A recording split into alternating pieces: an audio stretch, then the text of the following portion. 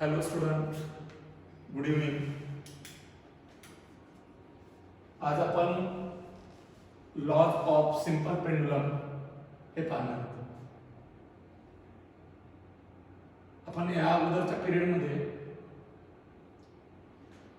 Period of simple पेंडुलमचा formula derive केला आहे. What is the formula of period of simple pendulum? That the period of simple pendulum t is equal to 2 pi into square root of L divided by G. बराबर?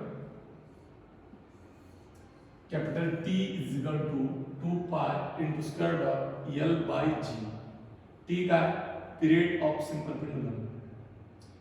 L length of simple pendulum and G acceleration due to the gravity. Law किती तर या ठिकाणी यावरती depend असणार आहे. Number 1 एक law of length,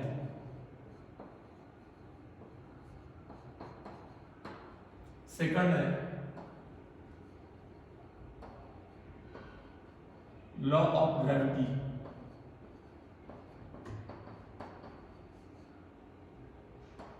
third है law of mass and fourth है लॉ ऑफ आइसोक्रोनस. आइसोक्रोनस सी हा सिंपल पेंडुलम है. इथे इक्विलिब्रियम पोझिशन आहे म्हणजे टोटल फोर्स 0 ऍक्ट होतो. या इक्विलिब्रियम पोझिशन पासून थोडासा आपण डिस्टर्ब जर केला आणि मॅक्झिमम डिस्प्लेसमेंट किती केलं, या मॅक्झिमम डिस्प्लेसमेंटला आपण एम्प्लिट्यूड असं म्हणतो. तर मॅक्झिमम डिस्प्लेसमेंट आणि इथून जर रिलीज केला तर इथून हा इथे इथून इकडं तेवढाच आहे, परत वापसी हा वापसी वन ऑसिलेशन पूर्ण करेल. The set of four movement is called one oscillation. आणि एका ऑसिलेशनला लागणारा टाइम, या टाइमला आपण दॅट द पिरियड असेल. त्याला काय म्हणतो पिरियड. मग आपण या ठिकाणी दोऱ्याची लांबी हिला लेंथ म्हणले. मग पिरियड हा यानुसार या ठिकाणी पहा कॅपिटल टी आणि हा स्क्वेअर रूट ऑफ एल हे दोन्ही कुठे आहेत न्यूमरेटर. जर जी कॉन्स्टंट असेल तर प्लेस तुमची फिक्स असेल तर, जर दोन्ही न्यूमरेटरला असतील तर डायरेक्टली प्रोपोर्शनल असते, दोन्ही डिनॉमिनेटरला असतील तर डायरेक्टली प्रोपोर्शनल असते, एक न्यूमरेटर आणि दुसरा डिनॉमिनेटरला असेल तर इनव्हर्सली प्रोपोर्शनल असते. त्यामुळे what is the law of length? Law of length at given place. याचा अर्थ प्लेस जर तुमची फिक्स असेल तर जी कसा दॅट द कॉन्स्टंट. प्लेस जर फिक्स असेल तर ग्रॅव्हिटी कशी असेल कॉन्स्टंट. मग ग्रॅव्हिटी कॉन्स्टंट असेल तर या ठिकाणी पहा period of simple pendulum is directly proportional to square root of length. Period is directly proportional to square root of the length of simple pendulum. It is the statement. Period of simple pendulum is directly proportional to square root of length. Second, law of gravity. Law of gravity. जर तुमची length fix असेल the period of simple pendulum is inversely proportional to square root of gravity. Statement of law of gravity the period of simple pendulum is inversely proportional to square root of acceleration due to the gravity. Third है law of mass. Law of mass. मग T is equal to 2 pi into square root of L divided by G. या फॉर्म्युलामध्ये मास absence आहे आणि मग याचं statement period of a simple pendulum independent upon mass of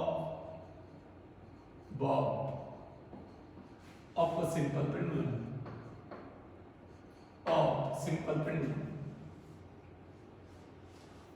Fourth, law of isochronous.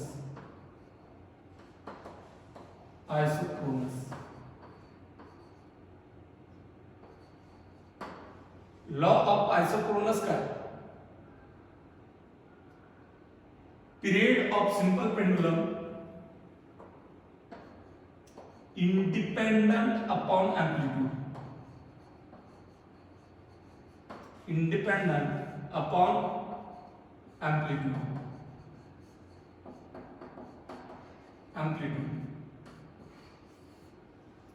Here amplitude should be very small. कधी amplitude should be very small.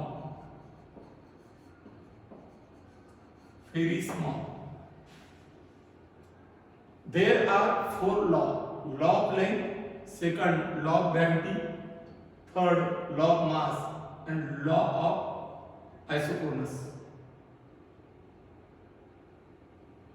Law of length वाढली, period वाढली. The period of simple pendulum is directly proportional to square root of length. Second law of gravity, period of simple pendulum is inversely proportional to square root of gravity. Third law of mass, period independent upon the mass. Period of simple pendulum independent upon the mass. And last one, law of isochronous, period of simple pendulum independent upon the amplitude. But कधी अवलंबून नसतो ज्यावेळेस amplitude त्या simple पेंडुलमचं very small असेल. amplitude त्या simple पेंडुलमचं जर very small असेल तर पिरियड हा त्या amplitude वरती डिपेंड नसतो. See here, there is a one question, खरा तो फॉर्म्युला डिझाइन केलेला आहे, थिअरी मध्ये नाहीच आहे. सिंपल पेंडुलम है, सॉरी लिनियर एसएचएम है, ए बी ही मीन पोझिशन आहे. पार्टिकल मीन पोझिशन पासून x1 अंतरावरती असेल आणि पार्टिकल मीन पोझिशन पासून x2 अंतरावरती असेल. पार्टिकल एकच आहे लिनियर एसएचएम म्हणून, पण ज्यावेळेस मीनला असेल त्यावेळेस वेलोसिटी कशी असते maximum, that the Vmax is equal to a omega. आणि एक्स्ट्रीमला जातो त्यावेळेस वेलोसिटी किती असते 0. मग मला सांगा या ठिकाणची वेलोसिटी आणि या ठिकाणची वेलोसिटी ही कशी असेल, डिफरंट असेल. मग जर एखाद्या प्रॉब्लेम मध्ये तुम्हाला वेलोसिटी दिल्या असतील डिफरंट पोझिशनच्या, तर तुम्हाला period determine करायचं असतं. what is the period of particle performing linear oscillation, period of oscillation. See here, you know that phi is equal to omega into square root of a square minus x square. या ठिकाणी पहा, या दोन्हीसाठी position path तोच आहे, particle ही तोच आहे, फक्त त्या पार्टिकलची डिफरंट पोझिशनला डिफरंट वेलोसिटी दिली. याचा अर्थ ओमेगा आणि अँप्लिट्यूड दोन्ही पोझिशनसाठी सेम नसणार आहे, कारण पाथ तोच आहे. आणि त्यामुळे या ठिकाणी V1 is equal to omega into square root of a square minus x1 square. So that is equation number 1. And V2 is equal to omega into square root of a square minus x2 square. So that is equation number 2. मला या ठिकाणी period determine करायचा आहे, त्यामुळे amplitude cancel करता आलं पाहिजे मला. डिवाइड जर केलं तर ओमेगा कॅन्सल होऊन जाईल, पिरियड काढता येणार नाही. त्यामुळे squaring and subtracting equation 2 from 1. तुम्ही कशातूनही काही वजा करू शकता. सबट्रॅक्टिंग 1 फ्रॉम 2 भी करू शकता. फॉर्म्युला सेम असेल. मग V1 सबट्रॅक्टिंग इक्वेशन 2 फ्रॉम 1, मग 1 काय V1 स्क्वेअर, त्यातून subtracting V2 square is equal to 1 omega into square of a square minus x1 square याचा square minus omega into square of a square minus x2 square ब्रॅकेटचा square ही V2 ची value. V1 square minus V2 square is equal to square केला omega square, याचा square केला square root cancel a square minus x1 square minus याचा square omega square a square minus x2 square, square root cancel होऊन जाईल, निघून जाईल. मला सांगा या ठिकाणी ओमेगा स्क्वेअर कॉमन आहे. So V1 square minus V2 square omega square common घेतलं तर स्क्वेअर ब्रॅकेट मध्ये लिहितो a square minus x1 square हे minus inside the bracket a square minus x2 square. Okay.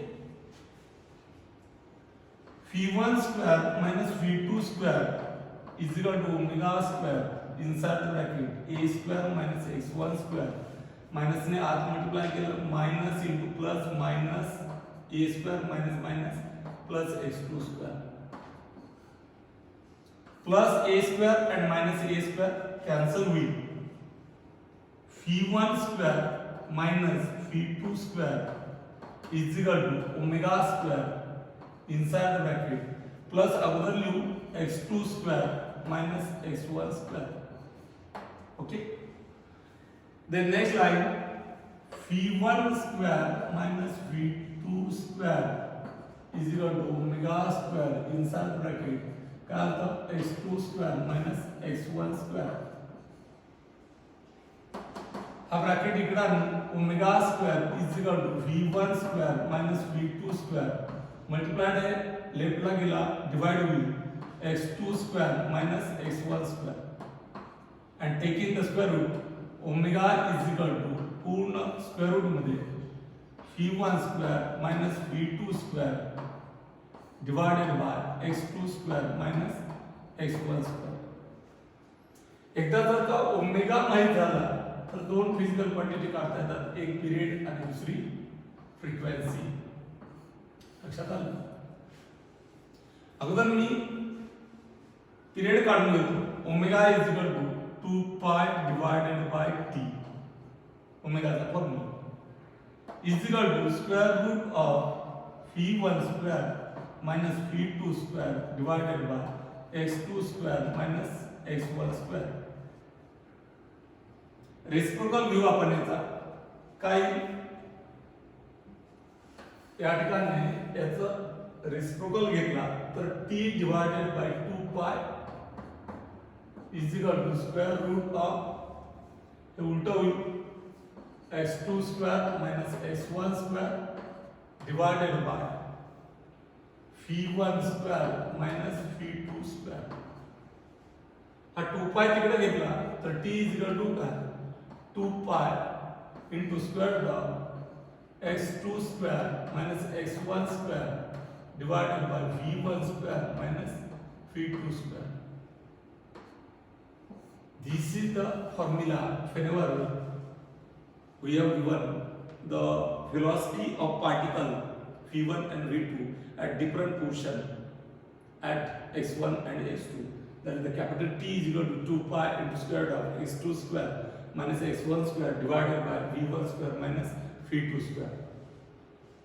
Numerator आणि डिनोमिनेटरला जर मायनस ने multiply केलं तर हाच फॉर्म्युला असाही होऊ शकतो. T is equal to 2 pi into square root of x1 square minus x2 square divided by minus है तो प्लस होईल v2 square minus v1 square. Okay. आणि फ्रिक्वेन्सीचा फॉर्म्युला म्हणलं तर frequency it is the reciprocal off period. त्यामुळे हे उलट होईल 2 पाय वरती इथे होईल 1 divide by 2 pi into square root of हे उलट होईल v1 square minus v2 square divided by x2 square minus x1 square.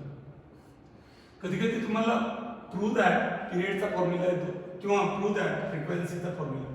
मग तुम्ही पिरियड काढून किंवा या ठिकाणी हा ओमेगा आहे, ओमेगाच्या ठिकाणी 2 पाय n ठेवू आणि हा 2 पाय तिकडे पाठवला की फ्रिक्वेन्सी मिळून जाईल.